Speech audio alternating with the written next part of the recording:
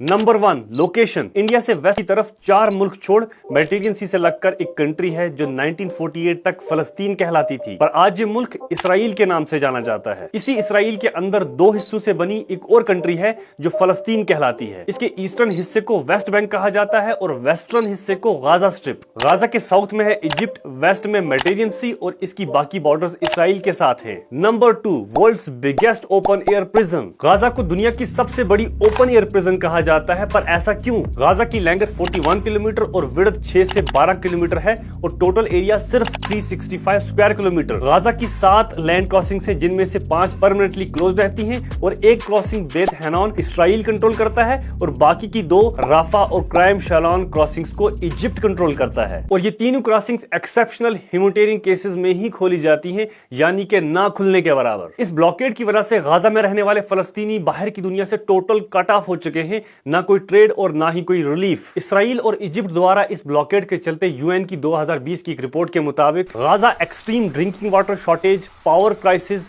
Paralysed health care और educational setup, shortage of basic items like food and fuel, 56% poverty rate, 63% unemployment और कई ऐसी chronic problems को face कर रहा है। 2020 में यूनाइटेड नेशंस की कंट्री टीम ने गाजा को अनलिवेबल प्लेस डिक्लेयर किया, मतलब यहाँ इंसानों का रहना नामुमकिन है। So yes, Gaza is world's biggest open air prison. Number 3 third most densely populated place in the world. Gaza का एरिया सिर्फ 365 किलोमीटर पर पॉपुलेशन 2 मिलियन, जिसमें से 65% रिफ्यूजीज हैं जिन्हें इसराइल ने बेघर कर दिया है और सहारे के लिए वो गाजा में आ गए हैं। गाजा की एनुअल पॉपुलेशन ग्रोथ रेट 2.91% है, जो बहुत ज्यादा है और वर्ल्ड में 13th नंबर पे आती है। Number 4 who rules Gaza. फलस्तीन में 2 बड़ी पॉलिटिकल पार्टीज हैं, हमास और फतह। फतह वेस्ट बैंक को कंट्रोल करती है और हमास जो एक मिलिटेंट अप्रोच वाली पॉलिटिकल पार्टी है, ये गाजा को गवर्न करती है। बट इन रियलिटी गाजा की लैंड बॉर्डर्स, टेरिटोरियल वाटर्स और एयर स्पेस को इसराइल कंट्रोल करता है। गाजा टोटली इसराइल पे डिपेंडेंट है पानी, बिजली, टेलीकम्युनिकेशंस, मेडिकल केयर और बाकी एसेंशियल सर्विसेज के लिए। Number 5 4 attacks. आज तक इसराइल ने गाजा पर 4 बड़े हमले किए, 2008, 2012, 2014 और 2021।